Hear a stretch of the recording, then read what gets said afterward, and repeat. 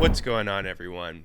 In today's episode, Zach and I talk all about fat loss plateaus. We explore various topics like the possible reasoning behind why you might not be seeing weight loss when eating in a deficit, interpreting hunger during a fat loss diet, understanding scale fluctuations, some things that you probably would benefit from knowing about body recomposition, and much more. This episode is absolutely jam-packed full of helpful insights and value, and I know you're going to love it. So without further ado, let's dive in.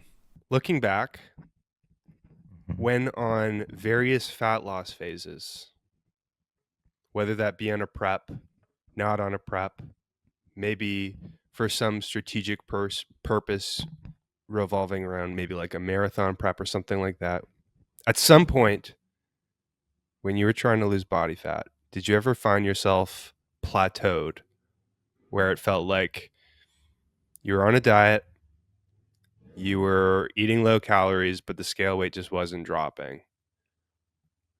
Yeah, I think the most recent one, specifically was the last bodybuilding prep. And I think we can probably unpack the reasons why.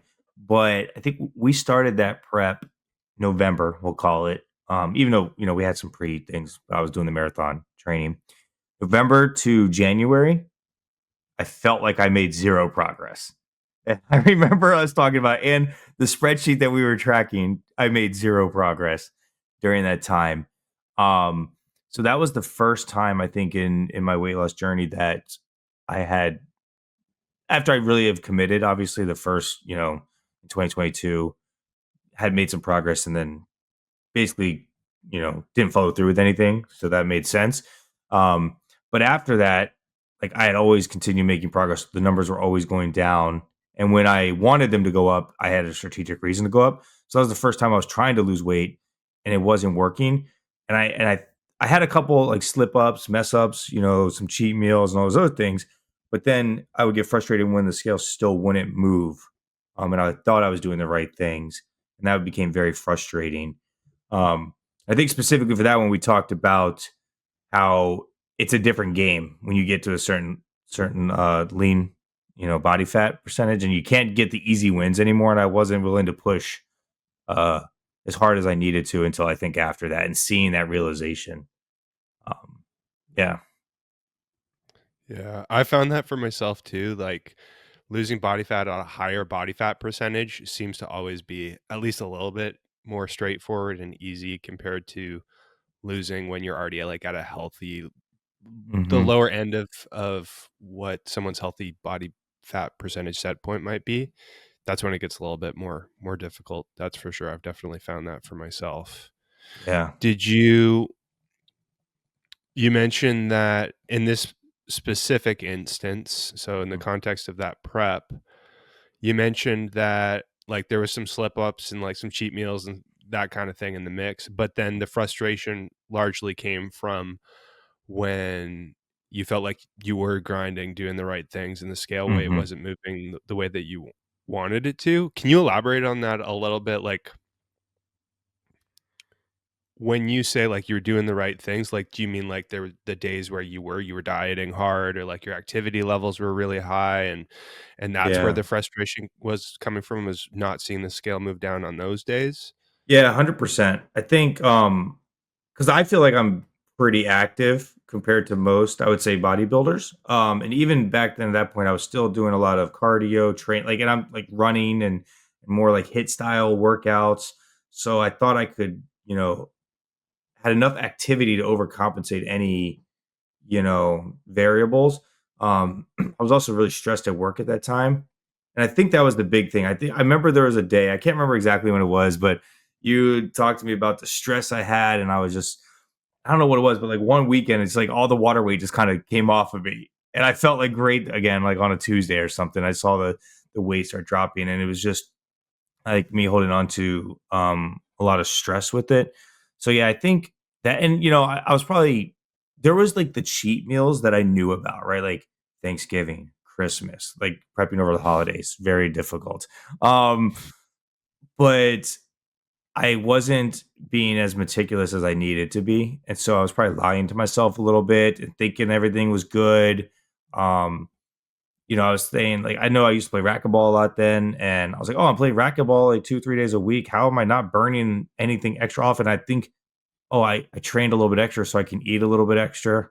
And so, I was just and that was frustrating me. That's not how that worked. It was like, no, because I think my body was compensating and saying, "Oh, you're giving me a little bit more calories, but maybe I need to hold on to this, or maybe I need to do something different with this than what I was trying to do for my goal." And I think that's when I had to really focus and be like, "Okay, I need to lock in, and this is my goal at this time, and that's okay. It's different than what maybe my goal was during the marathon prep." And before that, the goal was to just get to a 10% body fat, just for it. But it wasn't like the pressure of a bodybuilding. I wasn't trying to like also build muscle a certain way. So I think for me, it was like, okay, I need to commit to the goal now. I'm not just losing weight or just getting shredded. It's like building muscle with this. So I don't know if that makes sense, but I had to get clear on the purpose. Yeah, it does make sense. What do you think? So you mentioned it was like from November to January where you felt like the most frustration was. What do you Mhm, think it mhm, was from January to your show day? Because mhm. there's serious, very notable progress in that period of time. Yeah. What do you feel like the biggest changes that you made were that led to more progress from that point?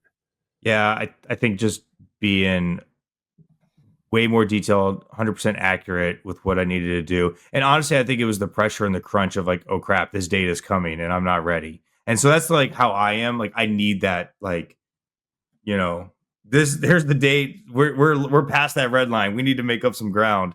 I think that motivates me. Um, yeah, I think it was just I had to be honest with myself, and I took out any excuse that I could have potentially had, like going out to a restaurant and trying to eat something like a salad. I was like, no, I'm just not gonna eat anything. I'll eat before I go. Stopped eating dinner with whatever my wife was making. I made my own like food for dinner and just ate with her, but ate my own thing. So I had to like fully commit to it and not be half in, which I think I was trying to do before that. Right. In practice, like really zooming in with Mhm. that added bit of commitment and these extra action steps that you were taking, do you think it was that you were at the end of the day, it was like you're just consistently staying in a deficit, more or less, like that was it? Yeah, I think probably the main reason. I was also staying consistent with what I was eating. So even if I was in a deficit, but maybe one day I'd eat something with more carbs and hold more water. Like maybe over the week span, my weight would stay the same, but mentally I would stress out when I would see the spikes from a certain food. So I think by just being consistently in the deficit and eating the same types of food, my body became very like ready, locked in. That's why we didn't do much for like the peak week or anything like that. We just kind of kept it the same. So yeah, I think that was probably the biggest aspect of it. Right. Yeah. So I guess, okay, here's an interesting question for you. Mhm, mhm, From what you saw with yourself and like with the changes that you made and the results that you got after making some of those changes and what you learned about the process, if someone were to come up to you now and say something like, "Hey, Zach, like mhm, I'm trying to lose 20 pounds and I lost like 5 or 6 pounds so far and it was going pretty well. Been eating like 1,400 calories. That's, mhm, mhm. it's been what I've been trying to do. Yeah. And I'm just not losing any weight. I mean, 13, Yeah. 1,400 calories every day. Like, what's going on?" So if someone came to you, pouring their heart out to you Mhm, with that, mhm, mhm, what do you think? What do you think you would say to them based off of like your experience, or what do you think? Where does mhm. your brain go when someone tells you something like that? Yeah. My first thing is to contact Sam at Jade Athletics, for the help you need. So, shout out. I was I wasn't just to just I have to say I wasn't fishing for that. I wanted to quickly interrupt this episode to let you know about the work that I do. I work full time as an online physique coach, helping my clients to accomplish their muscle growth and fat loss goals by optimizing their approach to strength training and nutrition. I've been doing this work since 2018 and love helping my clients to transform their bodies and ultimately their lives. If you've been considering getting some help with accomplishing your own physique goals, you're invited to hit the link in the description below to learn a little bit more about the work that I do and how I can help you. You can even use that link to schedule a free video consultation with me. If you have any questions about my coaching or how I can help you, just email me at sam@jadeathletics.ca. All right, let's get back to the episode. But thank you, Zach. Yes, for sure.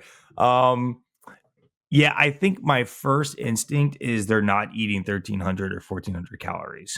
And I don't want to call them a liar because I don't think that's what it is. I think people just don't know. This kind of not the same exact question, but this kind of recently happened with one of the Marines. They were asking me about my fitness journey and all this other stuff. He was explaining to me what he was eating, and this is probably not good advice. And please correct me if I shouldn't say this, but he was like, I was like, okay, well, how many calories are you eating? He didn't really know. I was like, okay, well, tell me what you ate today. Just like tell me like if you can remember everything you ate. I think that's the first thing. And he was going through. He's like, oh, I just have like a protein shake, and I just have a protein bar, and then I had like a whole bunch of like a couple handfuls of almonds. And I'm like, okay, like what does a couple handfuls mean? Right. Like, cause now we're starting to get in some variables. And then we were out and he had like some fast food that was like Uber Eats delivered. And I said, what'd you just eat right there? Like, how many calories is that, do you think?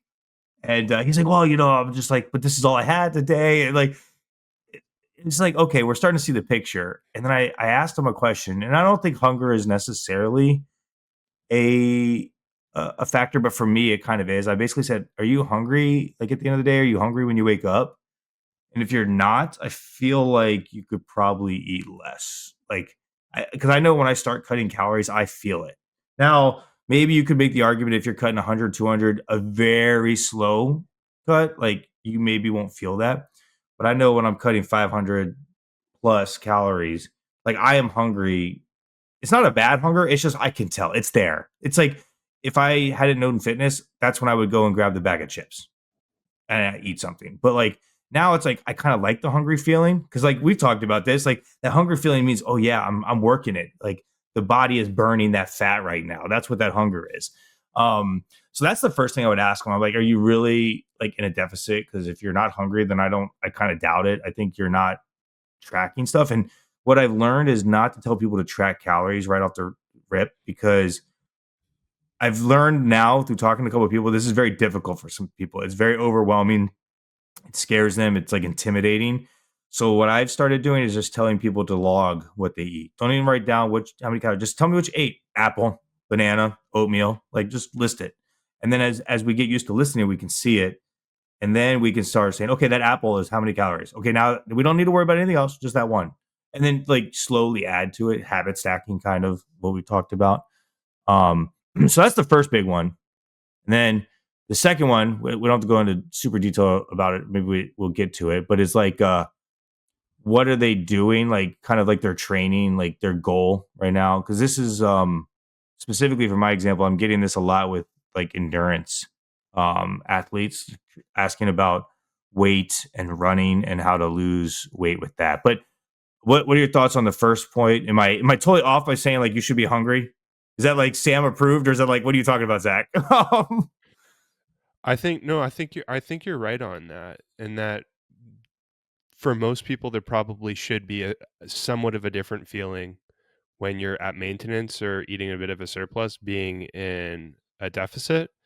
I think that it's probably strategic to try to minimize the hunger Mhm. to keep most people feeling comfortable so that the fat loss diet is sustainable. But a little bit of that edge of hunger, I think, is to be expected. That's a realistic expectation. But I really like what you mentioned about like shifting your perspective as to like, okay, if I feel that little bit of an edge of hunger, or like that kind of little bit of, I feel like a little bit of an emptiness, kind of a hollow, a lighter Mhm. feeling. I feel a little bit lighter when I'm on a Yeah. deficit. I think that's the best way to put it. And in certain parts of the day, like especially when I'm like within an hour of a certain meal, I start to get a little bit hungry. I get the edge. Mhm. And like for me too, I shift my perspective to being like, oh, that's a good thing. It means that, Mhm. I'm in a deficit. This is good. So trying to shift a negative feeling to it being a good thing, which, if you can make that feeling rewarding, then it might make it overall a little bit more sustainable. So Yeah. yeah. Um I think that you got the gist of it, as far as like if someone were to come up to you and say like, hey, I'm eating 1,400 calories a day, but I'm not losing weight, and assuming 13 to 1,400 calories is a deficit for this hypothetical person, Yeah. and they should be losing weight on those calories, then that almost guaranteed is the reason why, is that they're not actually eating those number of Mhm. calories. They're Mhm. either they're underestimating their daily caloric intake, or like I've seen all sorts of funny things, like when sometimes an individual reports like, hey, I'm eating 13 to 1,400 calories every day, or I'm eating 13 to 1,400 calories a day and I'm not losing weight. What they're saying is, I'm eating 13 to 1,400 calories from Monday to Friday. Yep. They're Yep. actually like 100%. Saturday to Sunday isn't even registering, or at least it's not coming out in the conversation. So it's like, Yeah. yeah, 13 to 1,400 calories Monday to Friday, but Saturday and Sunday are more like 3,000 to 3,500 calories a Yep. day, something like that. And then, well, there goes the deficit, and you average it all out. Yeah. It actually might lead that individual to being in maintenance on average over Mhm. the course of the Mhm. week, completely canceling out the deficit window, or lead them to actually being in a surplus. They're actually gaining weight, which is counter Yeah. to what they actually want to be doing. So there's a level of irony with that. That's Yeah. for sure. I feel like you're describing Um, me with on the weekends. yeah, it's a pretty. I think it's very common. That's very, Yeah. very common, extremely Yeah. common. So like that kind of underreporting innocent like weekend days, their Mhm. cheats every weekend, and Yeah. they're just not being registered the same day as weekdays, and Mhm. then underreporting things, or underestimating, um, or measuring inaccurately. Let's start Mhm. with let's start with underestimating food choice calories. So, like the handfuls of almonds that you mentioned earlier, it's like, geez, almonds, healthy snack, low volume of food, like they're healthy fats. Maybe there's a little bit of protein in there. I don't know. They're Yes. hundreds of calories, couple handfuls of almonds. There's, That's you the could be eating deficit three. there. Yeah, there it is. There's your deficit for the day. Yep. Those innocent couple handfuls of trail mix or whatever you got lying around that seems healthy. Mhm. So like that kind of thing. And then also there's a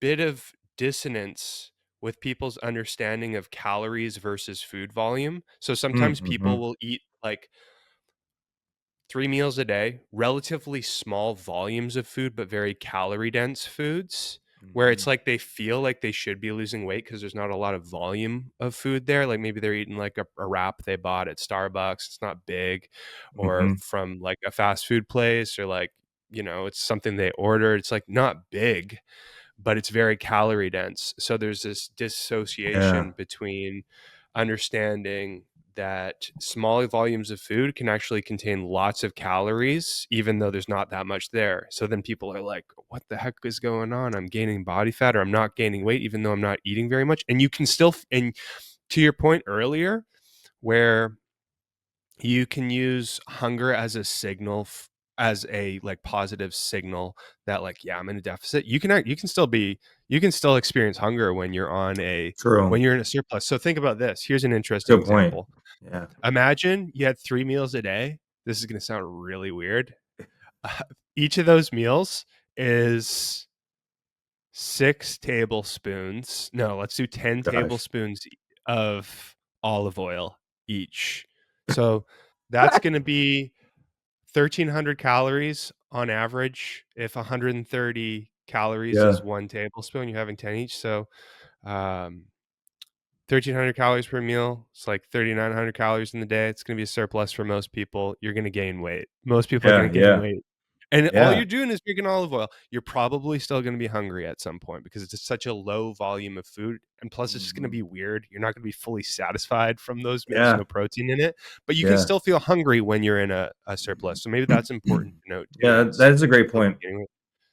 I think Uh, it's funny because I kind of fell into this trap. And this is the thing too. I've had some people tell me how hard it is to track food, and I think it can be difficult at some points, especially if you're taking just like your chicken or your fish or whatever and weighing it. Some people are intimidated by the weight scale and all this other stuff. It's actually really easy once you build that skill. But I know when I first started, really, it's like I was all about like the protein bars and because the package told me I could scan it with the app and it's super simple. So it's simple for me to track the number, but I was hungry because like you're talking about, like it's like gone real quick and it's very calorie dense. And and I noticed this. I haven't really thought about this now when you were talking about when I lost weight the first time. I kind of did it like with no tracking.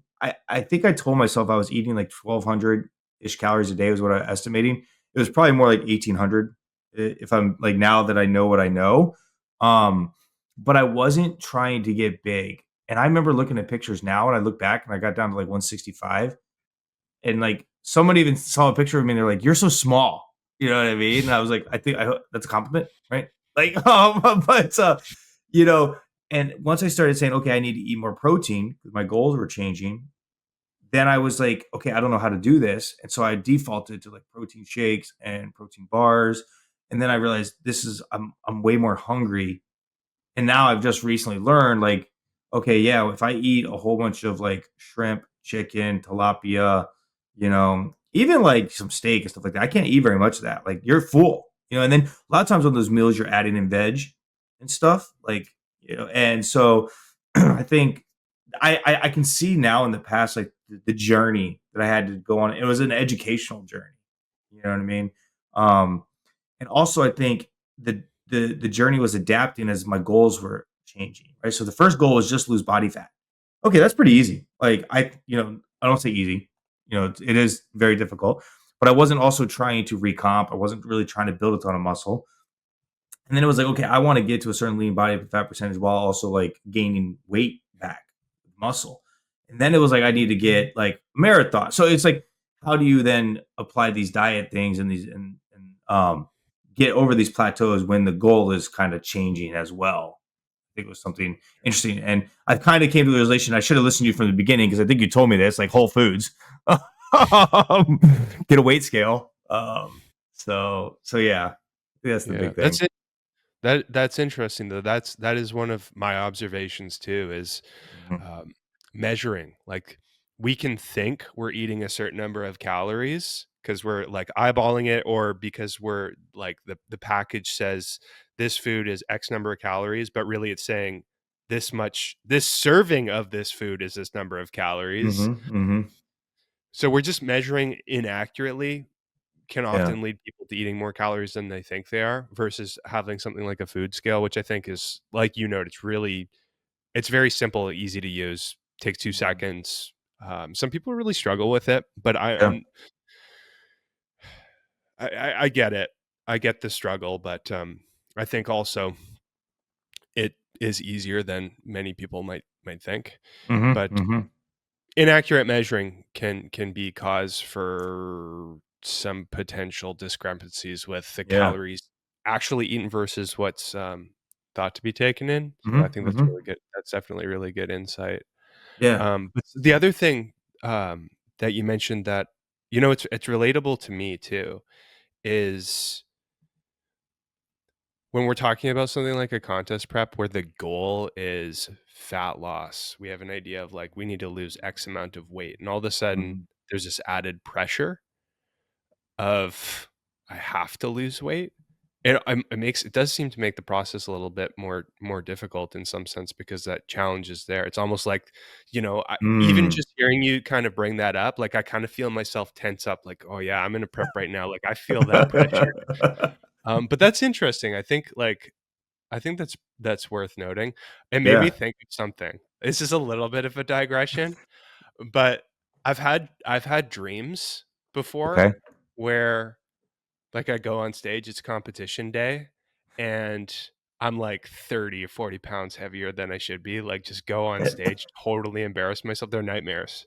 I've Oh, had a couple yeah, of they're those not dreams, dreams they're before. nightmares, right? Yeah. I haven't had those dreams on a prep before. They're always Mhm, in the mhm. off season, my improvement season, or at least those are the last. I remember having 2 of them over the last couple of years, and I remember, like, Yeah. waking up and being like, "Oh, crap. Oh, thank goodness." I'm just like, "It's a dream." Like, I'm not Yeah. I'm still pretty fluffy right now. I'm still 30 to 40 pounds over, but I don't have a competition today Yeah, for whatever yeah. reason.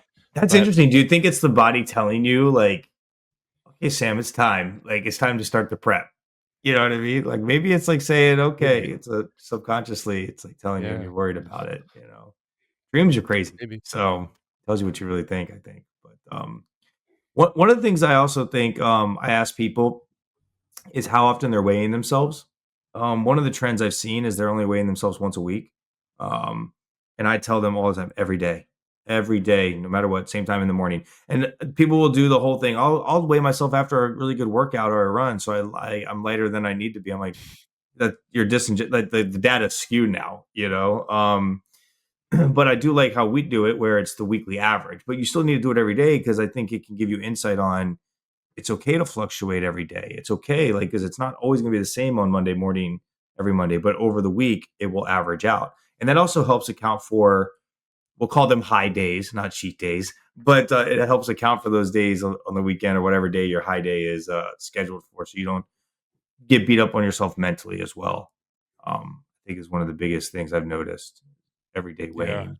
that is just Um, that's such a good one. mhm. Um The other thing, the other benefit of well, this ties into exactly what you're saying, actually. I think this is Mhm. what you're saying. It's like one of the benefits of weighing yourself every day, not only to get your weekly average, to collect more data to see what actually is going on, but also I think like it kind of puts your weight loss goal top of mind. You're Oh, thinking yeah. about it right away, and it helps to like if for Mhm. anybody, it helps with accountability. It helps you, if you're trying to decide for your lunch, should I order this super calorie dense Yeah. takeout or eat my prepped meal? It's like, well, I got to weigh myself tomorrow, so I better eat that prepped meal so Y- I stay on track. It helps to hold Yeah. people accountable if they know that in the back of their head they're I going to totally be on agree. the scale. But and I think we mentioned this last time though, but like I think people just have to be careful as well because I've gone down this rabbit like this trap, and I know other people have. When you do have that bad day, not letting the bad habits stack because I have seen that as well. Like, oh my god, I had a great workout yesterday. I did everything I need to do. Why am I up 4 pounds? And then people just say, screw it. You know, what am I doing all this for? And I'm just going to stop and I'm just going to like go back to the easy thing. Like, and I think, and that's sad, right? Because it's like maybe you just wait one more day and it drops because you were stressed. Something was going on. Like you had maybe more sodium that day and it held on. Um, so I always tell people, like, hey, just, first just account for your food, weigh yourself every day. And then I'm like, after you kind of done that for a week or two, like give it a 2 week solid effort of like tracking everything, stepping on the scale every day. Like, no shit, just do it every day. Getting up in the morning to go to the gym at the same time. Like, just do it for 2 weeks. You can do it for 2 weeks. And then next thing you know, it's like, let's do it for 3 weeks. Let's do it for, you know what I mean? And you just slowly build it. Cause I think those early hurdles are really hard for people to kind of get over. Um, That is such a good point. mhm. Yeah, it's tough when you feel like you've been grinding really hard and you see like you wake up in the morning, it's like, why am I 2 pounds heavier? Like Yeah. I was convinced. I have days like that still where it's like, Yeah. I was going to ask, like, do you man, have like, that in your preps and how do you handle that? yeah, I do still have some of those feelings. Like I have an emotional response when I see a weigh-in that Mm, I'm not super happy about. Like my initial response is like, oh, that kind of wasn't what I was hoping for. But I think what I've learned, and you brought this up, is like having an understanding of what's actually going on when I see the weight go up by a mhm, pound or two when I was hoping for something lower or at least the same. I think having an understanding of what's actually mhm. going on, having awareness of it helps me personally to keep my emotional reaction very neutral. And that's how I like to That's how Yeah. I like to look at like weight loss, for example. Just stay as neutral about the scale numbers as possible. Mhm. And some of those things, maybe it's helpful to point out, and you mentioned this, some of the causes of potential spikes up or down of the body weight. So like sodium Mhm. differences from one day to the next can play a huge role. Like if you have a lot more sodium today compared to the day before, you might see a big spike up the next day. Your water intake combined with whatever your sodium intake is, if it's different than usual. Same thing like if you have like a different macronutrient ratio for the day, if you have more carbohydrates. And this is all within, let's say hypothetically, this is all within like Your staying in a deficit or deficit. yeah. Yeah. If you're not eating in a deficit, that's a different story. There's all of these variables plus there's just Yeah, extra yeah. calories. And then it's like if you see a high weigh in after We the know extra why. calories, yeah, Yeah. there's also you're not in a deficit. There's Yeah. also that. But in a deficit, you can see Mm. those kind of fluctuations. For me personally, that's actually one of the reasons why I like to keep my diet pretty much the same throughout Mhm. a prep. I like to keep the same meals, the exact same meal plan. So all of those different variables, sodium amounts pretty much the same. There's a bit of fluctuation because I have around the same amount of salt every day, but I'm Mhm. not measuring it. It's Yeah. like a couple shakes. It's not a perfect system, but it's accurate enough. That stays the same. Food choices are the same, measuring every Mhm. day. And that way, all of those different variables are very similar. So I see somewhat similar weigh-ins that really helps me. But if I were to Yeah. change things and still eat the same number of calories, still be in a deficit, then I can almost guarantee I'm going to see more frequent spikes. But even so, I think it's Mhm. worth noting I still see little fluctuations. Oh, I'm a pound heavier than I thought I was going to be today. And that can also be related to things like hormonally stress levels, cortisol, ups and downs that can be the difference between holding a little bit more water one day than the next. There's Yeah. also, this is a big one, food that's still in your gut, the Mm. digestive Mhm. process. So like Yeah. there's still more food in your system, even though you've had the same Mhm. number of calories as when you weighed yourself yesterday. There might be a pound or two difference from that. Yeah. That's pretty big. So having an awareness of all of the reasons why you can see variations on the scale that you might not expect, I think that Mhm. that personally helps me to keep a very neutral perspective when evaluating my own progress. And the other thing is you mentioned this earlier, weighing yourself every day. Why we do that to collect weekly averages is um, if you were, for example, to weigh yourself just once per week, it could be the case where, like, let's say you weigh yourself every Sunday. One Sunday, you didn't have very much sodium the day before. Carbohydrates were, your normal level. You have like you're 150 pounds, for example. But Mhm. then the next week, you ate in a deficit all week. And you actually did, this hypothetical person, they actually did lose a pound of body fat, but they step on Yep. the scale and they're Mhm. 152 pounds. They actually went up 2 pounds. And that might not be because that wouldn't be because they gained 2 pounds of body fat. It's going to solely because maybe there's still a combination of food in their gut still, or holding on to extra water retention. Maybe there's Mhm. more Mhm. muscle glycogen. And then all of a sudden it seems like this person isn't making any progress, and that really sucks. Yeah. So Yeah. to your point, weighing yourself every day, you get to see the whole picture, all of these ups and downs with the water retention, food in the system, so on and so forth. So you can Yeah. see the collection of data to show the average and the overall, and how the average from one week to the next, they stack up against each other. And then you will Mhm. actually get to see the the weight loss trajectory. So Yeah. I think that was That an amazing point. I mean, that happened to me last week. I think I had like a 6, 7 pound swing in a 2 day, 3 day time frame. I didn't lose that much body fat in that time, right? It was just I had a high day and then I got down to a low day and and they kind of evened out. Um One thing I also think I've noticed is people will overestimate if they're using smartwatches and stuff, they will overestimate their their calories burned. And one thing I always tell people is I don't even use that. I don't like whatever my calorie number is the calorie number. But specifically right now, and this is super interesting, I think, when it comes to endurance sports or maybe just like running or performance based, but like um, people will go like on a long run and they'll then justify eating more calories because of what they burned. Um, I think you have to be careful about this. I think there's like these are very general numbers. What I've seen is every mile running is like 100 calories, um, average-ish, like 10 minutes on a treadmill, 100-ish calories on if you're incline walking, um, at a decent pace. But um, those aren't the same for everyone, so you got to just be careful on that. And for me, if I personally right now in my marathon prep, I don't fuel for anything under an hour. And I was talking to some other people at work that do marathons, ultras, and all this other stuff. They, I mean, fueling super important for performance. I mean, also lifting too, if you really want to be honest, like giving your best lifts in the gym.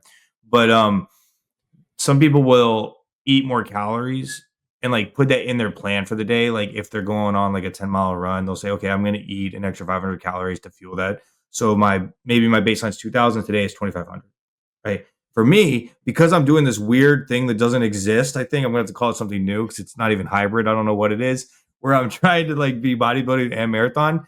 I'll do that, but I fit those 500 calories within my daily calorie. It's just like when I fuel for that specific thing.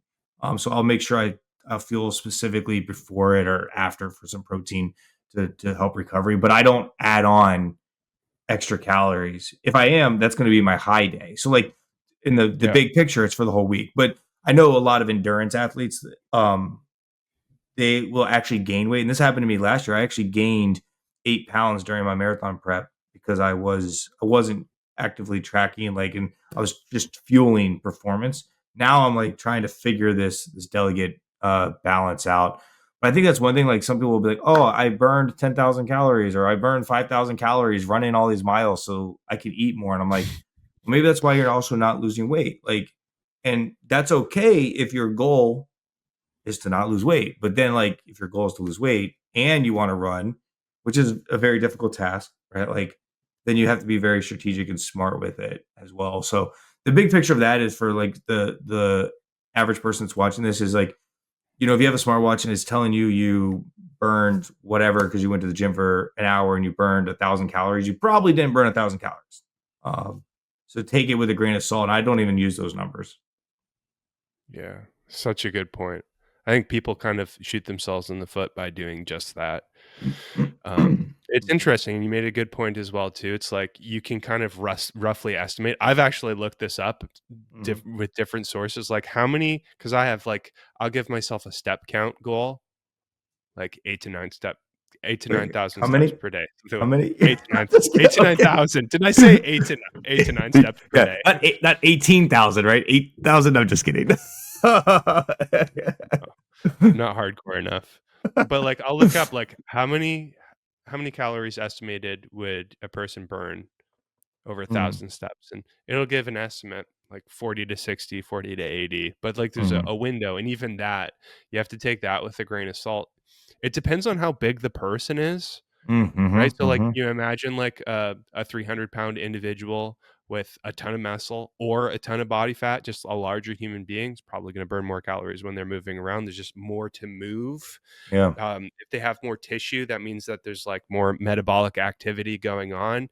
It Mhm. takes more energy to move the body around versus, like, a very light person. You take, like, a 120 pound person, they go for the same number of steps, they're probably gonna burn significantly fewer calories. So Yeah. I don't know if like a lot of the technology takes into account e- every single variable that you need to track. I don't think there is any one that's terribly accurate, but Mhm, mhm. yeah, that's a really good point.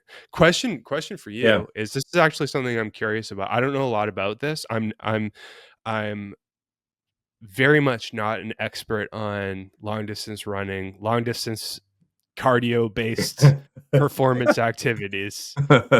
Like I mentioned earlier, it's like I always think of that scene in Lord of the Rings when Gimli says Yes. we Yeah. don't do cross country. Yeah, we're for, like, Because sprinting, short distance. yeah, we dwarves are natural sprinters. Like that's me. Yes. Yes. Um, but question for you is, like, when it comes to your marathon prep, getting ready Mhm. for long distance running, like what typically is is the standard for that as far as weight gain goes for competitive long distance running? Like, is it the kind of thing where you try to, so like you mentioned, you're fueling Mhm. for the performance for the runs. That should be essential, right? Yeah. But is there, like, do long distance running competitors, do they like try to overall keep their weight at the same? Like, do they try to aim Yeah. for overall maintenance, or are they trying to like slowly gain weight leading up to the marathon? Are they trying to avoid weight loss? Like, what's the overall kind of standard as far as that goes for long distance running? Yeah. So what I've seen is they will try to get to a race weight, which is typically lower than what they're going to be at, but they do it well in advance, right? So they will try to lose the weight maybe like 3 months before the race, and then those 3 months is all maintenance. So they get to a weight, so before the miles really start tacking on, before it's the wear and tear on the body, just because it's more risk to injury, your performance, you're not fueling properly. Um, I also just think competitive runners, which, I think I am a good runner, but not, at the elite levels. Like those guys are a buck 50, maybe. You know what I mean? So it's a different game altogether too. They're not carrying as much muscle. So like I'm trying to Mhm. balance obviously maintaining my muscle mass while also fueling for the performance, which is a little bit different. But that's kind of what I've seen. They will they all those runners have like their ideal weight. I guess you could compare it to bodybuilding. Like we kind of have an idea of what weight we should be at for the stage day. They have that as well. So in their off season, they might put on some weight and they'll lose it before, but then like the 3 months before, they're kind of locked in with whatever that weight is that they want to be at. So they're not trying to cut um, during their like final prep of it. That's why like right now I'm kind of not stressed. So and then there's side point too. There's also I have to look at the numbers again. I just was reading something about this, and I don't want to misquote it, but I think it's something about every pound you lose is like a second or 10 seconds off like every mile or something. It might be 10 seconds a mile or a second every minute. It might be a second every minute. And basically just saying like obviously the less weight you have, you know, the quicker you're going to move, less weight you're moving over the long distance of the time. Kind of a hard thing to say because if you're building muscle and you're losing fat, like the muscle is also going to help you perform. So it's not necessarily completely true, but it obviously the best world, runners are not 200 pounds. You know what I mean? There's a point of diminishing returns with that. Um, that's why I wish I would have not let my post show binge or whatever go as out of control as it did. And I don't think it was bad. I think I hit my natural settling point, but I wish I would have stayed a little bit leaner because now I want to lose about 10 pounds before I race. Because long story short, like last year when I started the marathon prep, I weighed like a buck 75 and I raced on what the race day was 183. So I put on weight. This year I started at 190 and I want to race at like 180 at the highest. So it's like, and I'm like, crap. So right now I'm trying to lose weight, but I don't want to be worrying about that in October. So I'm trying to be more aggressive now. So it's kind of the same idea, but I don't have as much time um, Right.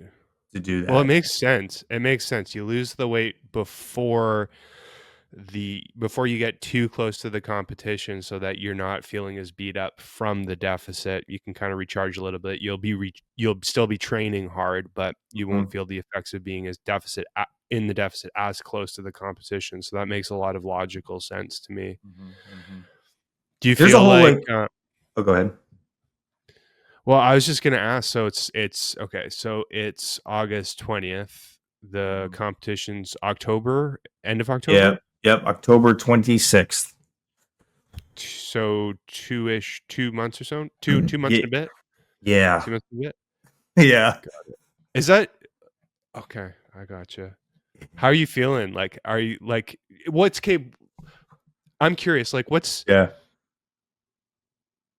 what if you got down to 185? Like, is that such a like, 5 No, pounds instead of 10 pounds? Like, would you n would you be cool with that? Or, like, are you really gunning for those 10 pounds? So I think it's a couple. I think my biggest thing is my performance is the most important.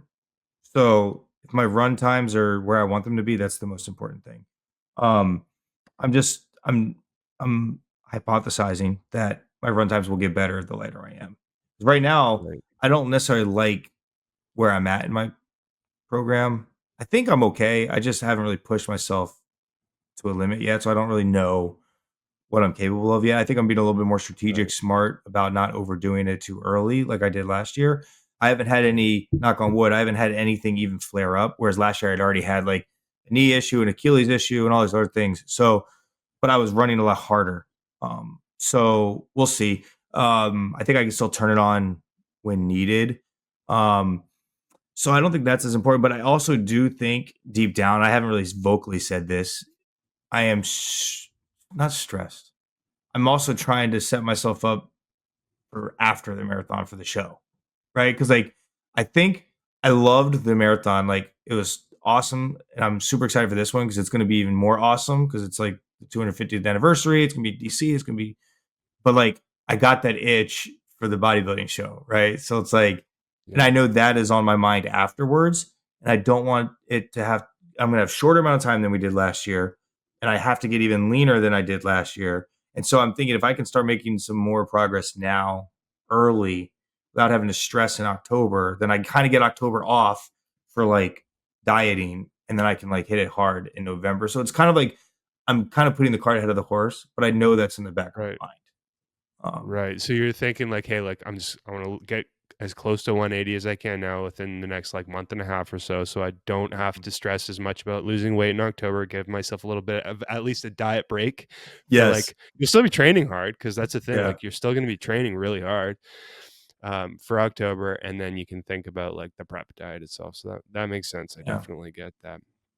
Well, you know what? Like my 2 cents, like, the thing that you got going for you, one of the things that you got going for you The is one thing.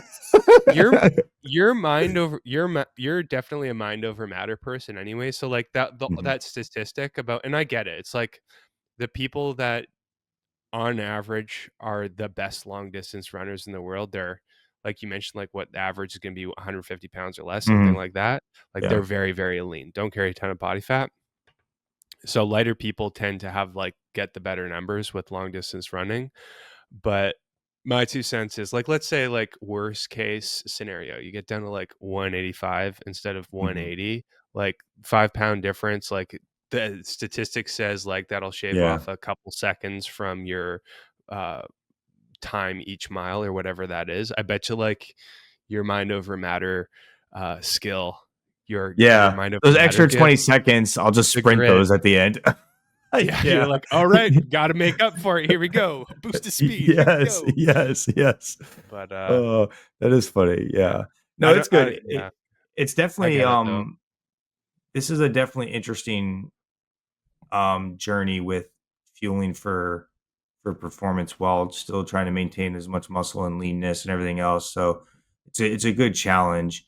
Um, I did have a question. So two things about specifically on plateauing on the dieting. So um, what are your thoughts though about people that maybe aren't seeing progress? And I think this kind of maybe have happened to me in the past, but they're actually recomping, they just don't know it.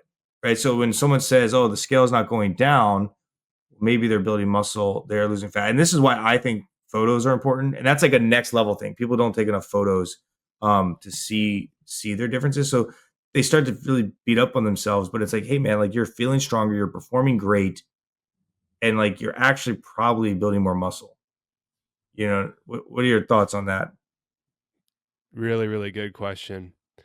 Context is really important here from my experience. So, if you take it depends on the person's starting point. So, for example, and what their specific set of goals are. Let's take, Mm-hmm. 195 a 200 pound no, let's say 190 pound, 5'10" male. Doesn't have a lot of muscle. Technically, it's got excess body fat, considered overweight.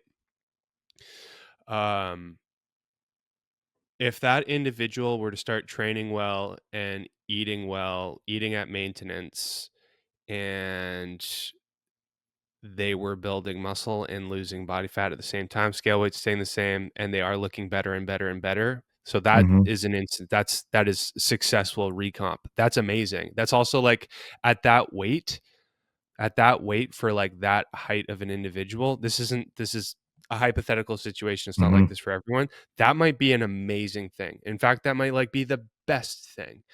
Yeah. However, and taking to your point, like taking photos, man, it's an objective data source. As long as you're taking your photos with like similar lighting, similar Mhm. posing, similar camera angles, so you can see the differences, then yeah, that's like amazing. That might be like one of the best things that you could possibly hope for. I don't think it's always the best thing for Mm. everyone. So for Mhm. example, if you take a 250-pound male, Gotcha. also 5'10", and they're definitely overweight. They don't have a ton of muscle. You get them trying to eat well, trying to eat in a deficit. Mhm. They're training hard. Their weight's staying the same. They're not gaining weight. They're definitely building muscle. In Yeah. that context, they're probably recomping, but they're probably still going to be overweight even though they're recomping a little bit. So in that Mhm. context, it's like depending on where what your starting point is, how Yeah. much body fat you have, you'd probably like it probably be beneficial to make it a goal to see weight loss for Yeah. like for that individual for something That's a like a great point. contest Yeah. prep. So it's not for everyone. For some Mhm. individuals, depending on their starting points, it might be the best thing, but Yeah. not for everyone, even for myself. So for something like a contest prep, like Mhm. right now, I'm at a decent body weight, 5'10", around. I'm in the You 190s. describing yourself? Basically, I'm in the 190s right now. I'm like, I'm at a healthy body fat percentage. You're Don't looking look good too, though. terrible. Yeah. Thank you. Yeah. I can Um, definitely tell a difference from since you started. In your getting lean, videos and even like just in the camera. If you've definitely also noticed getting a there. difference in the comments, put like a fire emote for Sam. Yeah. Yeah, I'll keep an eye out for the fire emojis. Thanks in advance, everyone. Um, for me, where I'm at, I know I need to see the scale moving down, even though I'm in a good place and I could try to recomp. And Mhm. I, if I did successfully recomp, then I'd still look a little bit better, but it would take a lot longer for my stage to look better. And it would be an unrealistic expectation to expect that I could achieve a stage level physique from recomping at where I'm Mhm. at right now. Like I know I need to see the scale weight to go down. I know I need to see the scale weight go Yeah. down a pretty significant amount to be lean enough to be very competitive on the stage. Yeah. Question for that. Like I know you like this is something interesting when I've listened to a lot of your different episodes with all the different amazing guests you have. So guys go check that out. Um like an off season, which I don't really have ever. Like so is it easier might not be the right word, but it's quicker to lose the body fat than to put on the muscle, like, at a competition level, like because you have the muscle right now, like, yeah, you'll put on a little bit more, but, like, you have a great baseline of the muscle, so is it just, like, we need to show that off, and so we just need to shred the body fat? Um, that's why we're not recomping now at your level? Yeah, that's also a really good question. So for me, I'm probably what you would consider like an advanced trainee. Advanced meaning I'm closer to reaching what my genetic ceiling might be. I haven't hit it and I don't know if I ever will. I might Mhm. never actually hit it, but I'm closer to it than say someone that's never trained before. I'm significantly closer to it. And individuals that are closer to whatever that genetic ceiling might be, whether you're actually capable of hitting that or not, they have a more difficult time building muscle. What do you call it? uh what is the term for, you make more progress, and but progress slows down the further you get. It'll come to my mind. It's something very obvious, but anyways, Okay, got build, you. building building muscle is really, it's very difficult. It takes a long time, and it is even more difficult when in a fat loss phase and more unlikely. Mhm. So for me right now, the real expectation to hold on to, I think, is not to expect that I'm going to be making gains throughout the competition season, and that what I'm really hoping for is just focusing on the fat loss happening, getting Yeah. leaner, but retaining, holding on to as much muscle as possible. It's just because I'm more advanced. Um, I mean, it's hard enough building Yeah. muscle when I'm in a lean bulk, let alone when I'm in a deficit. It's just less likely it's going to happen. If I am building muscle, it would have been like within the first 4 to 6 weeks of the fat loss diet. Like when I've still Mhm. got, Mhm. it's still in the very early stages. Maybe there's a little bit, but yeah. And also, relatively speaking, in general, muscle growth happens depending on how far along your journey you are. On average, it's going to happen slower than fat loss. It's also Yeah. less straightforward. I think it's harder because you really have to Stress you it. have Yeah. to really be consistent with training. It's very uncomfortable to train hard, trying to hit new PR, so on and so forth. It's tough. Yeah. Dieting's tough in its own way, but I think it's slower and overall harder to build muscle than it is to lose body fat. Okay. Yeah. Yeah. Yeah. No, I love that. I love that.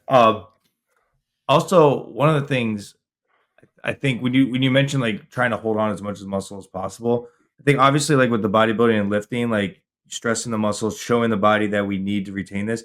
I don't know. I was listening to this. There was a podcast about running and like fueling. I don't know if it's true, so correct me if I'm wrong. It was talking about because I think most runners they don't strength train enough, and every like really good marathon runner always talks about like you need to strength train. Now, disclaimer, if you're like a bodybuilder, don't look at what they're doing for strength training. You're gonna think like, what are you warming up? Okay, so I take it with a grain of salt. But for them, it's like, a lot. Um, and I don't think enough runners eat enough protein.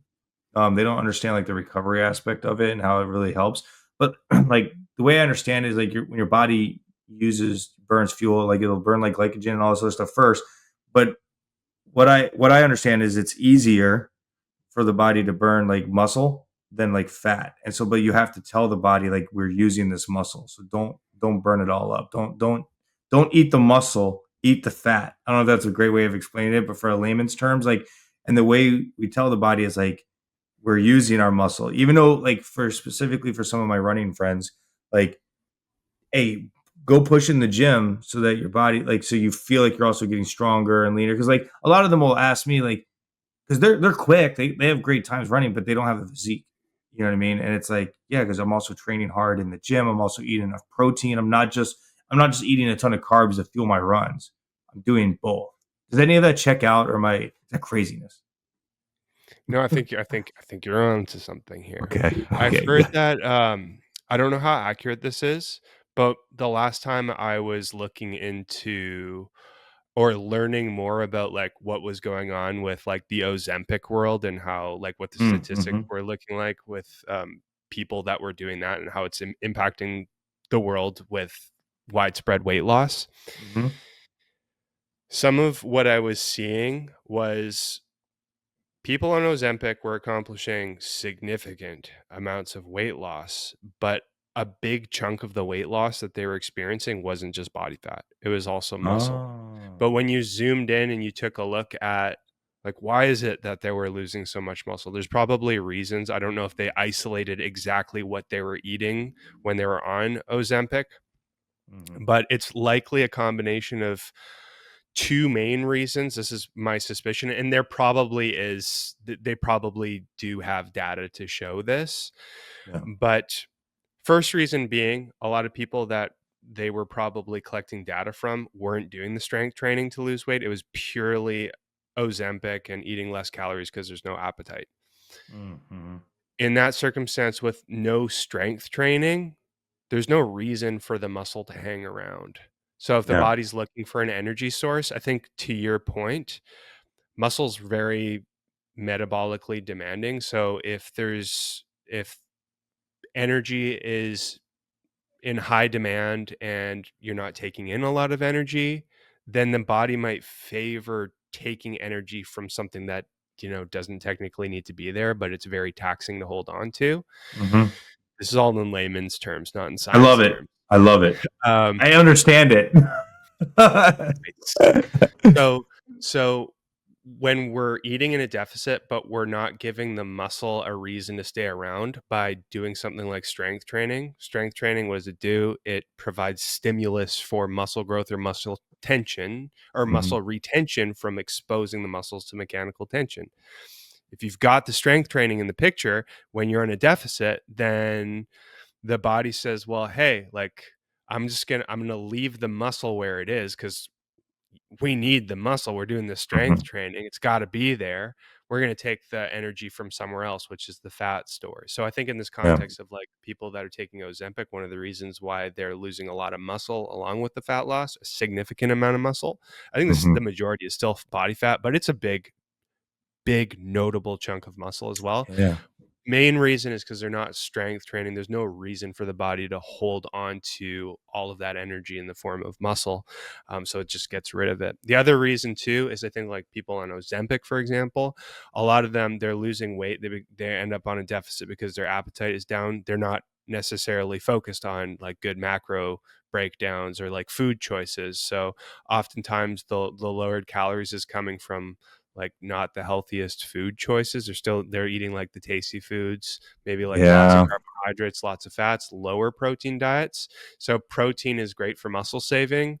Like that would help to hold on to muscle tissue too. But if people are taking Ozempic aren't making it a priority to include Mhm. a certain amount of protein in their diet in addition to also not strength training, it's like kind of the recipe for the body to just like grab as much Yeah. energy as it can Whatever. Yeah. from muscle in addition to body fat. So That's interesting. I mean, that seems to make sense. I understand the layman's terms for it. I like that. honestly, that's pretty much the best way I can explain it anyways. Yeah. So I'm No, not that's capable good. of explaining it any better. Um, okay, so we talked about a lot of things about how people might not be tracking things correctly. They might be overeating what they really think the calories are, maybe not stepping on the scale every day, taking pictures, stuff like that. What are your thoughts for the individual that is doing all the right things? They are at that low 1200, 1300. I would argue, especially for like a male, like getting to like we shouldn't go much lower in general. Is it a myth or true for like, you killed so you crushed your metabolism, it's done. Like you have to actually maybe eat a little bit more. Is that like, cuz I've heard that. I haven't personally experienced that, but I have a lot of people that are telling me that. Now, taking everything at face value, maybe they are 100% tracking everything.